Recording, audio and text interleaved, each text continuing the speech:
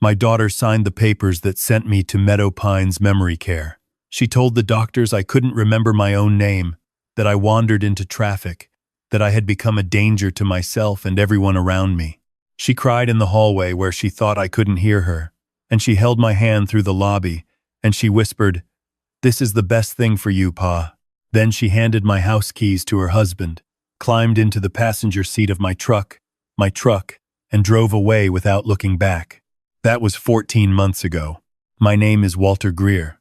I am 67 years old. I built Greer's Hardware and Supply from a single storefront on Maple Street into 3 locations that employ 41 people in this county. I coached Little League for 11 years. I served on the town council for 8. I know every crack in every sidewalk in this town, and I have never once forgotten my own name. If you have ever been discarded by someone you loved more than your own life, hit that like button right now and tell me in the comments where you are watching from, because what I am about to tell you is not just my story. It is a warning. The morning they discharged me, a Tuesday in late October, the sky was the color of a fresh bruise. I stood at the front entrance of Meadow Pines with a grocery bag holding everything I still owned in that building: a change of clothes, a toothbrush, and the pocket watch my late wife Carol had given me on our 30th anniversary. The staff had confiscated it when I arrived, calling it a safety hazard. I had asked for it back every single week for 14 months. They finally returned it that morning with a form to sign. I held it in my palm. The case was scratched. The crystal was fogged. Someone had wound it too tight and cracked the mainspring. It no longer kept time. I stood there looking at that broken watch, and I made myself a promise. My son-in-law Derek's car was already in the circular drive when I came through the doors. Of course it was. He had insisted on picking me up, insisted with that slick, rehearsed concern that he wore like a suit. He stepped out with his arms spread wide, wearing a fleece vest that cost more than my first month's rent 40 years ago. My daughter climbed out of the passenger side. She was in sunglasses even though there was no sun. She had her arms crossed before she even reached me. "Pa," Derek said, pulling me into a hug I did not return. "You look great. You really do." "Doesn't he look great, Rach?" My daughter said nothing. She looked past my shoulder at the building. Derek steered me toward the back seat with one hand on my elbow, the same way the orderlies at Meadow Pines did, like I was a shopping cart that might roll away. "We've got lunch planned," he said. "Your favorite, that diner on Route 9, Patty Melts." He said it the way you talk to a golden retriever. I looked at his hand on my elbow. I looked at it for a long moment. He let go. "I'm not hungry," I said. "Pa, come on. It's a celebration. You're out." I looked at my daughter. She was still wearing the sunglasses. Behind them, I knew, she was already calculating. She had been calculating since the day she forged the power of attorney document using a notary who turned out to be Derek's college roommate and a diagnosis from a doctor who had seen me exactly once for 45 minutes. "How's the house?" I asked her. She finally turned to face me. "It's fine. We've been taking good care of it." "And the stores?" Derek jumped in. "Everything's running smoothly, Walter. Don't even worry about it. You just focus on getting your rest and—" "I'm not tired," I said. "I slept 9 hours a night for 14 months. I am the most rested man in this state." Neither of them laughed. A horn beeped from the far end of the lot. I looked over. An old green pickup, even older than mine, was parked near the exit. Leaning against the driver's door was a man I hadn't seen in over a year. Raymond Fitch, my accountant, my friend of 30 years. The only person who had written me a real letter while I was inside, not an email. A real handwritten letter every single month. 14 of them. And I had read each one until the paper went soft at the folds. "I called Ray," I said. "He's taking me." My daughter's jaw tightened. Derek's smile flickered. "Walter," Derek said, dropping the warmth from his voice, the way you drop something heavy when your arms give out. "We have things to discuss. About the business. About the transition plan. It's better if we do this together as a family." I walked toward Raymond's truck. "Set up a meeting," I said without turning around. "Have your lawyer call my lawyer," Derek called after me. "You don't have a lawyer, Walter." I opened the door to Raymond's truck and looked back at him over my shoulder. "I do now," I said. Raymond pulled out of the lot before Derek had gotten back into his car. Neither of us spoke for a mile or so. The heater rattled. The radio played a country station. Neither of us changed. "You look thin," Raymond said finally. "I am thin," I said. "Tell me the damage."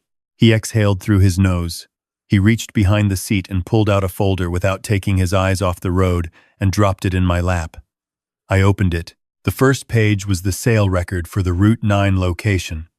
Sold 8 months ago to a development company for 60 cents on the dollar. The second page was a lease amendment on the Maple Street store, the original location, the one Carol and I had opened together. Derek had renegotiated the lease terms and added his own name to the commercial account. The third page made my hands go still. The house. Carol's house. The house where we had raised our daughter, where Carol had planted a rose garden along the back fence that she tended every spring until she couldn't anymore, where I had spent 14 years sleeping on my side of a bed that still smelled faintly of her perfume in the mornings. The house had been refinanced. Derek had pulled $160,000 out of it using the power of attorney and sunk it into a restaurant franchise that had filed for bankruptcy protection 2 months later. "He lost it," Raymond said quietly. "The equity? Most of it. Maybe 40,000 left after the second mortgage." I closed the folder. I looked out the window at the farmland rolling past, brown and bare in October. A water tower with the town name painted on it. A grain elevator. A gas station with one pump. This land. My land in every way that mattered. "There's something else," Raymond said. He hesitated the way a man hesitates when the news is so bad he needs a running start. "The Broad Street location. The good one. He's in talks to sell it to a regional chain, a buyer from Columbus. The deal's supposed to close in 6 weeks. That was the last store. The flagship. 41 jobs. People who had worked for me for 10, 15, 20 years. Eddie Marsh in receiving, who had 3 kids in school. Linda Kowalski at the counter, who was saving for her mother's hip surgery. My people. Drive me by the house first," I said. "I want to see what they've done to it." Raymond drove me down Birchwood Lane. He slowed without stopping. I looked through the window at the yard. The rose garden was gone. In its place was a gray stone patio with a gas fire pit that still had the price tag on the cover. The flower boxes Carol had painted herself, blue and white, were gone from the front windows. The porch swing where we used to sit on summer evenings was gone. I did not say anything. Raymond drove on. He took me to his house, where I showered and changed into clothes he had bought for me. No different in size than 14 months ago, but newer. And then he sat across from me at his kitchen table with 2 mugs of coffee, and I told him everything. I told him about the letters I had written from Meadow Pines, the ones that never reached their destinations because my daughter had arranged with the front desk to hold my outgoing mail for review. I told him about the 2 months it took me to find a staff member I could trust, a nursing aide named Gloria, who had been at Meadow Pines for 9 years and who had lost her own father to a guardianship scam 3 years prior. I told him about the messages I had passed through Gloria, the phone calls made from her personal cell on her lunch breaks, the documents I had reviewed in the break room when the wing supervisor was at dinner. I told him about the financial forensics I had commissioned from a firm in Indianapolis, the one I had found through a contact Raymond had put me in touch with 2 years before any of this happened, back when I first started noticing irregularities in Derek's expense reports from the business account. I had started planning before they locked me away, not because I knew what was coming, but because I had known Derek for 11 years and I had never once trusted him. Raymond looked at me across the table. The steam rose off his coffee. "How much?" he asked. I pulled a second folder from inside my jacket. This one was mine. I slid it across the table and let him read. 14 months ago, 4 days before my daughter brought me to Meadow Pines, I had transferred 40% of Greer's Hardware and Supply into a blind trust. The trustee was a law firm in Fort Wayne that had no visible connection to me. The trust had a single beneficiary, one that Derek and my daughter did not know existed. My grandson. My daughter's boy from her first marriage, Marcus, who was 12 years old, who lived with his father in Dayton, who sent me birthday cards with crayon drawings until he got too old for crayons and started sending drawings in colored pencil instead. The boy Derek had never once asked about in 11 years of marriage to my daughter. Raymond read the trust documents. He set them down. He picked up his coffee. He can't sell the Broad Street store without the trust's approval, I said. The trust holds a blocking interest. Any asset sale above $50,000 requires trustee sign-off. Raymond looked at me for a long moment. Does Derek know about the trust? No, I said. He's been operating as if he owns everything. He thinks the power of attorney gave him full authority. He doesn't know he's been spending money out of a company that he cannot legally liquidate. When does he find out? I picked up my coffee. When I decide to tell him. Raymond almost smiled. He looked like a man who had been holding his breath for 14 months. I spent the next 3 days moving quietly. I did not go back to the house. I rented a room at the Comfort Inn on Route 40, and I worked from Raymond's office, and I did not announce that I was back. Let them think I was resting. Let them think the facility had softened me. Let them think the man who came home was the broken, confused old fool the paperwork described. On the 4th day, I drove to the hardware store on Maple Street alone. It was a Thursday morning. The lot was half full. The sign was still mine, green letters on white, the way Carol and I had designed it together on a napkin at our kitchen table 32 years ago. I pushed through the front door and the bell above it rang and the smell of the place hit me all at once, metal and sawdust and machine oil and something underneath it all that I could only describe as the smell of my own life. Linda Kowalski was at the register. She looked up. She went still. "Mr. Greer," she said. Her voice broke on the second word. "Good morning, Linda," I said. "Is the coffee still in the back?" She nodded, her hand over her mouth. I walked to the back of the store. 2 stalkers stopped what they were doing and stared. I nodded to each of them. I poured a cup of coffee from the old machine that had been there since the first year we opened. I sat down at the break room table, and within 4 minutes there were 11 people in the room, clustered in the doorway and along the walls, watching me the way people watch something they were told had ceased to exist. I told them the truth. Not all of it. Just enough. I told them I was back. I told them the store was not for sale. I told them their jobs were safe and that anyone who had heard otherwise had been misinformed. I told them that if anyone had been asked to sign anything or provide any information about the company to outside parties, I needed to know about it today. Eddie Marsh spoke first. He was a big, quiet man who had worked in receiving for 16 years. "Derek came in 2 weeks ago," he said. "Had a man with him in a sport coat. They walked the floor for about an hour. Derek said he was a consultant." "He wasn't a consultant," I said. "He was a buyer's agent." The room went quiet again. "I need a few days," I said. "Keep this between us. Come to work, do your jobs.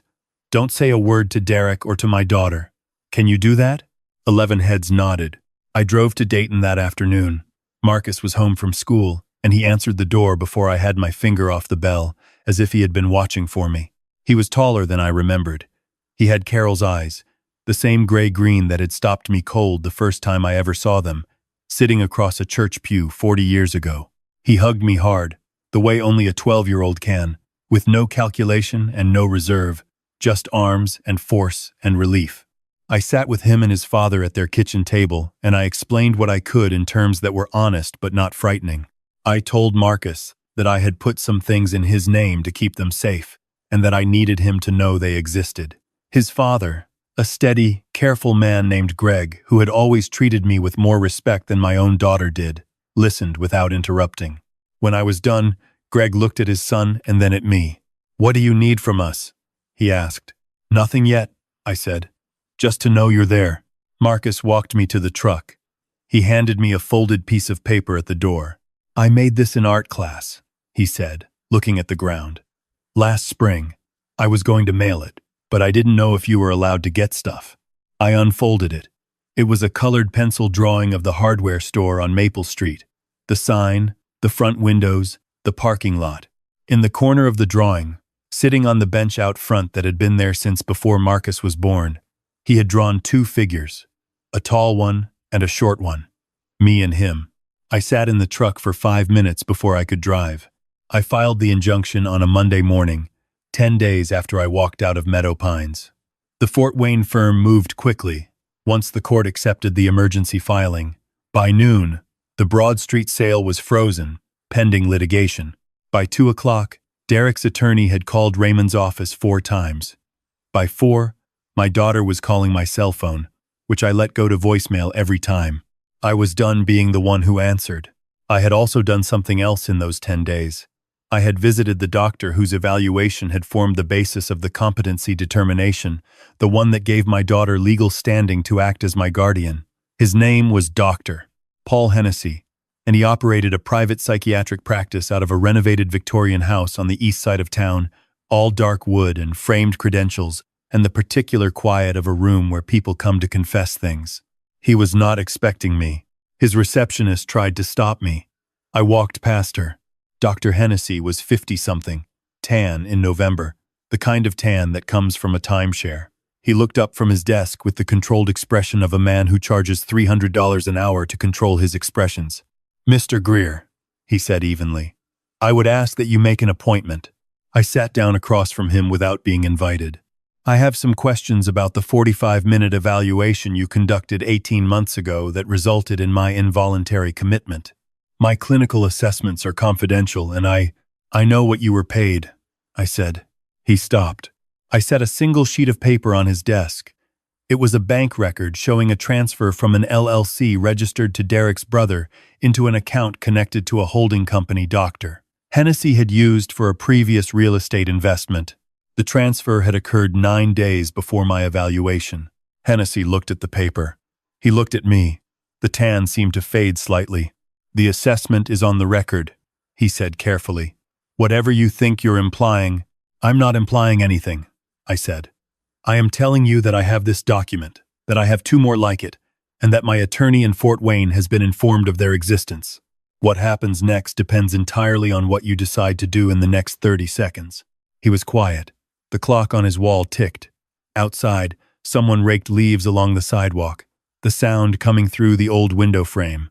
"What do you want?" he asked. "A corrected evaluation," I said. "A written retraction of the competency determination.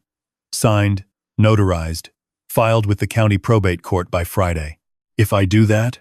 "If you do that," I said, "I will ask the medical board for leniency on the grounds of coercion.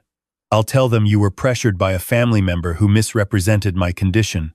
That may or may not save your license. But it's the only option you have that doesn't guarantee losing it." He picked up his pen. He held it for a moment without writing anything.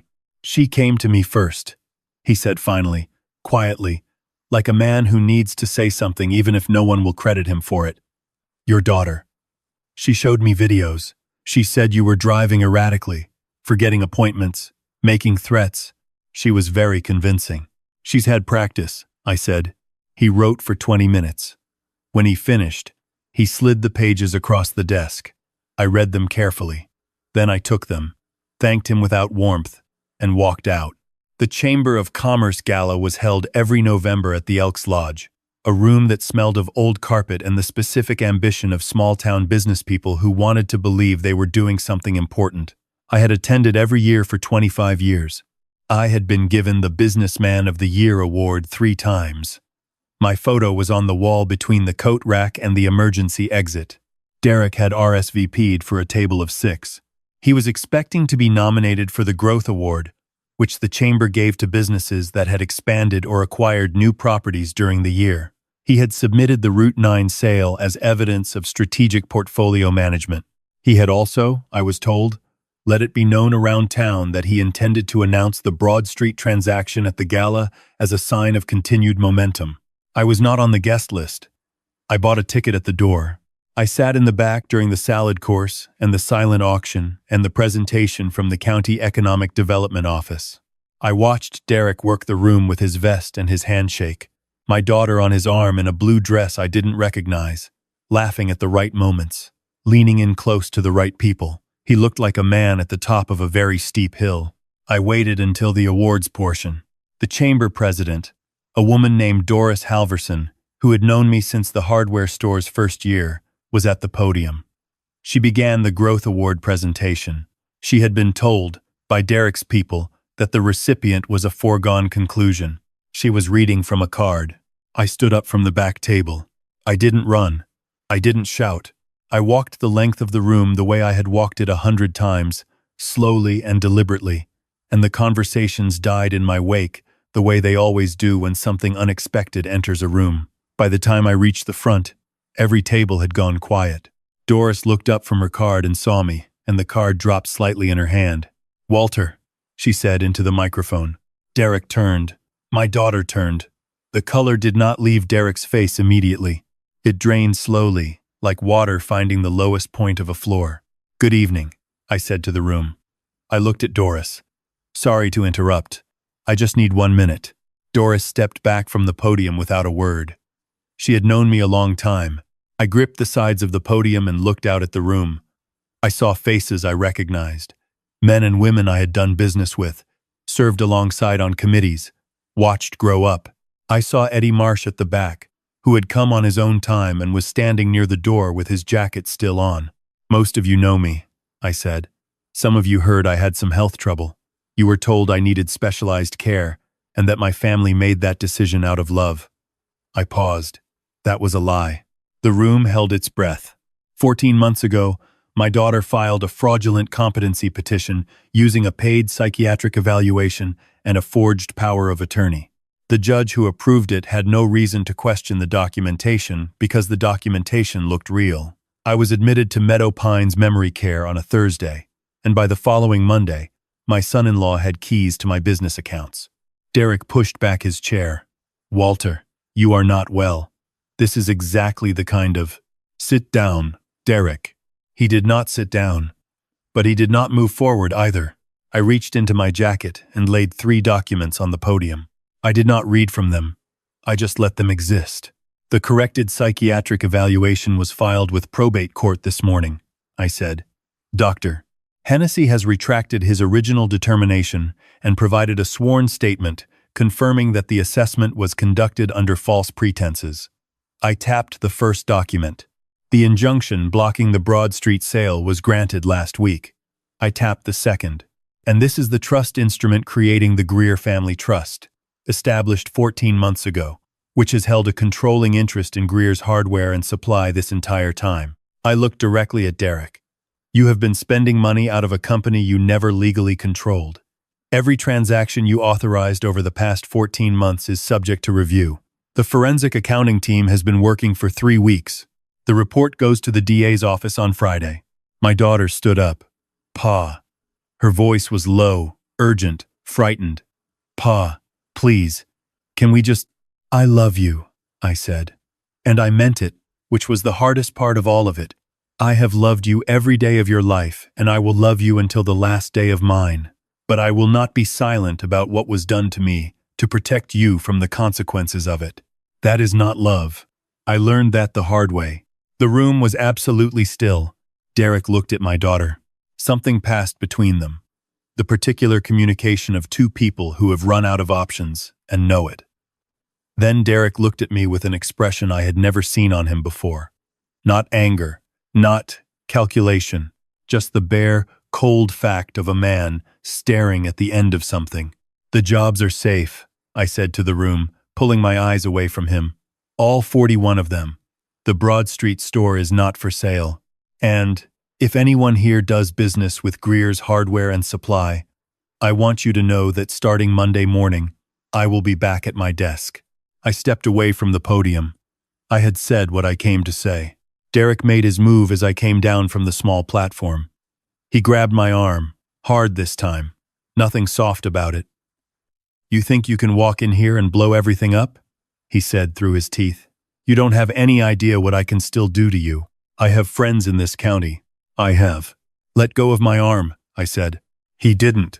Eddie Marsh was across the room in 8 seconds. He was a large man, and he moved without hesitation, and he put himself between me and Derek, with a quiet authority that made Derek step back involuntarily. "Sir," Eddie said to Derek, "I think you should let go." Derek let go. He looked at Eddie, then at the room full of witnesses, then at my daughter, who had her hand over her face. 2 sheriff's deputies came in through the side entrance. Raymond had called ahead. They spoke with Derek quietly, professionally, with the particular patience of men who have explained legal situations to angry people many times before. Derek's voice rose and fell, and rose again. My daughter sat back down in her chair and did not look at anyone. I walked to the back of the room where Eddie was standing. "Thank you," I said. He shrugged one shoulder. You gave me this job when I had nothing, he said. Seemed fair. I sat in Raymond's truck in the parking lot afterward and held Carol's pocket watch in my hand. It still didn't run. The mainspring was still cracked, but I held it anyway, feeling the weight of it, the smooth, worn case, the small engraving on the back that she had paid extra for. All my time is yours. Raymond sat in the driver's seat and didn't start the engine. You okay? He asked. I thought about my daughter sitting in that room with her hand over her face. I thought about the rose garden that was a patio now. I thought about 14 months of eating cafeteria food and watching game shows in a common room and asking every week for a pocket watch they wouldn't return. Ask me again in a year, I said. He started the engine. I moved bound to the house the following Saturday. Derek had taken what he could fit in his car and left everything else. My daughter was staying at her friend's place across town. I didn't hear from either of them for 11 days, and then I received a letter from their attorney, and I forwarded it to Raymond, and I didn't read it again. I called Marcus that first evening, sitting on the back porch in the November cold with a mug of coffee. He answered on the first ring. Is the store okay? He asked. First question. The store is fine, I said. And your house? I'm sitting in it right now. He was quiet for a second. Is the bench still out front? The one I drew? It's still there, I said. Okay, he said. And I could hear the relief in it. The particular relief of a child who has been worried about something he was too young to fix. Marcus, I said. Yeah? I'm going to need someone to come help me rebuild a rose garden in the spring. It's a lot of work for one person. He didn't say anything for a moment. Then, Greg lets me take the bus to Fort Wayne. I could probably get to you from there. I'll come get you, I said. Every weekend if you want. The criminal charges were filed in January. Derek faced counts of elder financial abuse, fraudulent use of a power of attorney, and theft by deception. My daughter was named as a co-respondent in the civil proceedings. Their attorneys negotiated. Raymond's people negotiated back. By March, there was an agreement that involved restitution, a suspended sentence contingent on probation terms, and a civil judgment that would follow them both for years. I did not push for the maximum. I pushed for the truth to be acknowledged, and for the employees to be made whole from the lost pension contributions Derek had redirected. That was the only non-negotiable. The morning the agreement was signed, I drove to the Maple Street store. I unlocked the front door myself, the same key I'd carried for 32 years, a little worn at the teeth now and sticky in the lock, but it still turned. It had always turned. I stood in the empty store before the staff arrived and I listened to the building. The refrigerator in the break room hummed. The lights buzzed faintly when they warmed up. Somewhere in the back, a faucet dripped. I took the pocket watch out of my pocket. I had brought it to a repair shop the week before. A man on the south side who still fixed mechanical watches the old way, who had looked at the cracked mainspring and said, "Give me 2 weeks." He had charged me $40 and returned it running perfectly, keeping better time, he said, than the day it was made. I set it on the counter by the register, just for a moment, and listened to it tick. People say that when you've been wronged by family, you have 2 choices. You forgive or you harden. They make it sound simple, like a light switch. But real life doesn't work that way. There is a third thing, a harder thing, which is to hold both at once. To acknowledge the love that was real and the harm that was also real, and to refuse to let either one erase the other. I loved my daughter the way you only love someone you raised, with a depth that bypasses reason. But love does not require you to absorb destruction without answer. Love does not mean accepting a lie as kindness. I had my store back. I had my house.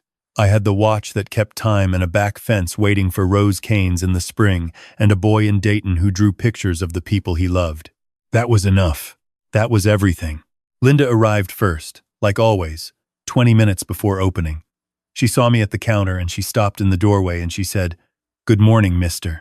Greer," in a voice that was completely steady, the voice of someone who had rehearsed it so she wouldn't cry. "Good morning, Linda," I said. "Is the coffee on?"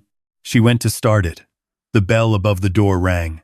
Eddie came in, then the stalkers, then the others, one by one, and the store filled up the way it always had, with noise and work and the ordinary business of a day, and I stood behind the counter and felt the particular satisfaction of a man who has returned to the place he was always meant to be. If any part of this story resonated with you, if you have ever had to fight for your own dignity against the people who were supposed to protect it, I want to hear from you. Leave a comment below. Tell me where you're watching from. And if you know someone who is going through something like this, someone whose family has decided their life is an inconvenience, share this with them. Let them know they are not alone, and let them know it is never too late to fight back. Subscribe to the channel, and I will see you in the next one.